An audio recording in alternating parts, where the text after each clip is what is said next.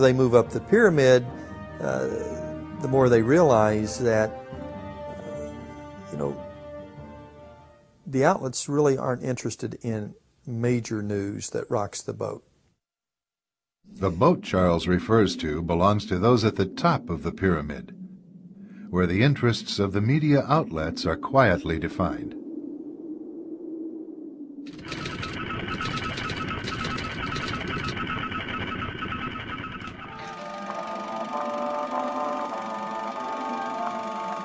The year is 1917, and Representative Oscar Callaway enters a disturbing statement into the U.S. Congressional Record. The statement reveals why J.P. Morgan interests hired 12 high-ranking news managers. The 12 were asked to determine the most influential newspapers in America. They were to figure out how many news organizations it would take to control generally the policy of the daily press of the United States. The 12 found it was only necessary to purchase the control of 25 of the greatest papers. An agreement was reached. The policy of the papers was bought, and an editor was placed at each paper to ensure that all published information was in keeping with the new policy. Soon, that policy would be defined by a front group formed by J.P. Morgan and his colleagues. In fact, Morgan's personal attorney was founding president of the organization, the Council on Foreign Relations.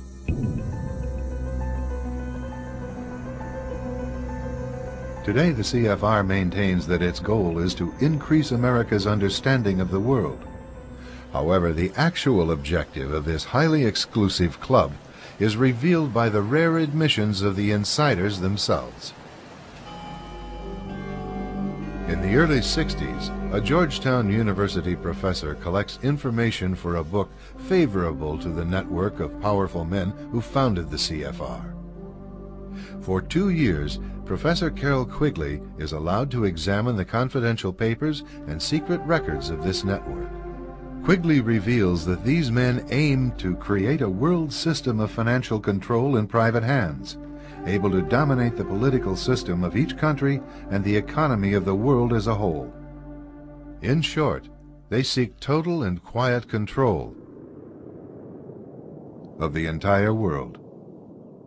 And the CFR is their most visible conduit for carrying out that agenda. CFR members include America's wealthiest tycoons, as well as the highly placed elite in government, academic institutions, tax-exempt foundations, and the establishment media. Ruling Class Journalists, written by Richard Harwood, describes the CFR membership as the ruling establishment in the United States. The Washington Post article boasted that news reporters who are CFR members do not merely analyze and interpret foreign policy for the United States, they help make it. Who are these policymakers? Many of their faces are familiar. NBC's Tom Brokaw, CBS's Dan Rather, ABC's Barbara Walters, Jim Lehrer of PBS, William F. Buckley of National Review, media mogul Rupert Murdoch, owner of the giant multifaceted News Corporation. These media heavyweights, and many others like them, are members of the CFR. Powerful corporations are also invited to become members. At the close of the 20th century, CFR influence presided over far-reaching consolidations of media control. In 1995, CFR members Michael Eisner of Disney and ABC's Thomas Murphy merged their media empires. Soon after the merger, the Disney-ABC empire becomes a CFR corporate member. In the year 2000, the world's largest internet service provider, America Online, joins forces with Time Warner, one of the world's largest news organizations. The CEOs favoring the move are CNN's Thomas Johnson and Time Warner's Gerald Levin, both CFR members. Once again, another media giant is created under the shadow of CFR influence. Today, an elite handful of individuals define the agendas that are supported by the empire of establishment news.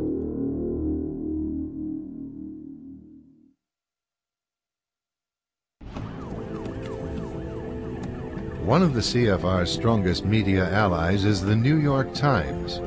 As a major outlet for the establishment viewpoint, the Times has achieved dominant influence over the reporting of national and international news. The Times is relied upon by many editors in the mainstream news media for direction on how to portray world events. In addition, the Times wire service retails the establishment line to subsidiary outlets such as broadcast news distributors and regional newspapers. Competition between these outlets rests primarily on the style of regurgitating the same message.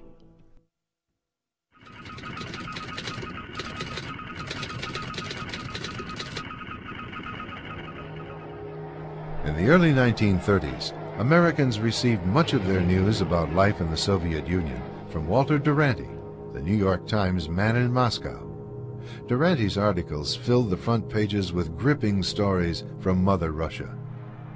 During that period, Joseph Stalin was consolidating power over the captive nations that formed the Soviet Union. One step in that drive called for the forced relocation of millions of Ukrainians. Observing these events on the scene was British journalist Malcolm Muggeridge. He witnessed the loading of thousands of Ukrainians into boxcars. They were being deported to barren regions of the Soviet Union. This program of Stalin's alone accounted for more than 1 million deaths. This is the most terrible thing I've ever seen.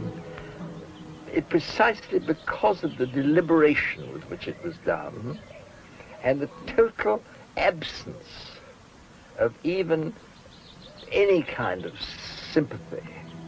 Duranty's articles in the New York Times sharply contradicted Muggeridge's reports.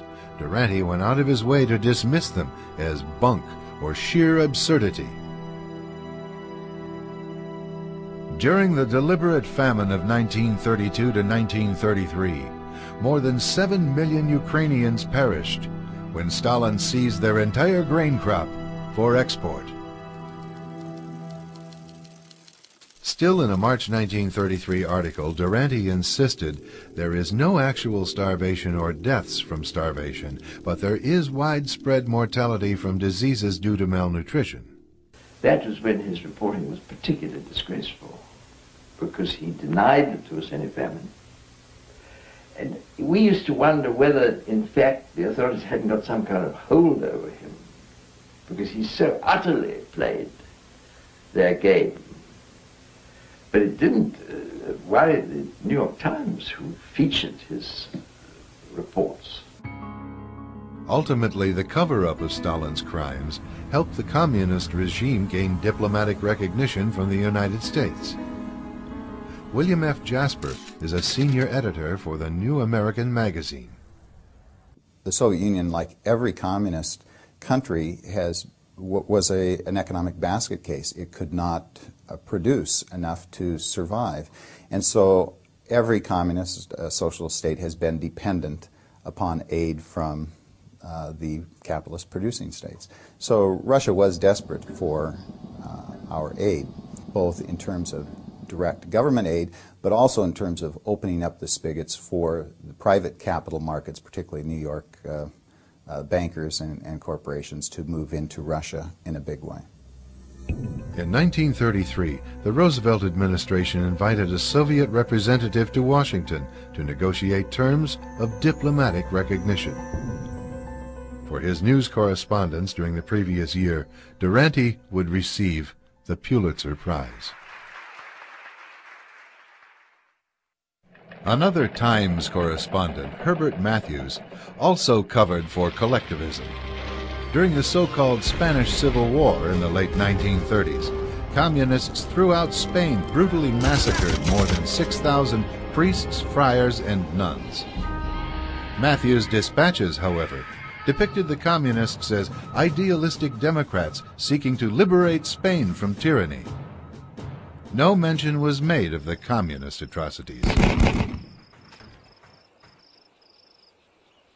Later, when the Times assigned Matthews to report on Cuba, he crafted an image of an obscure revolutionary as a romantic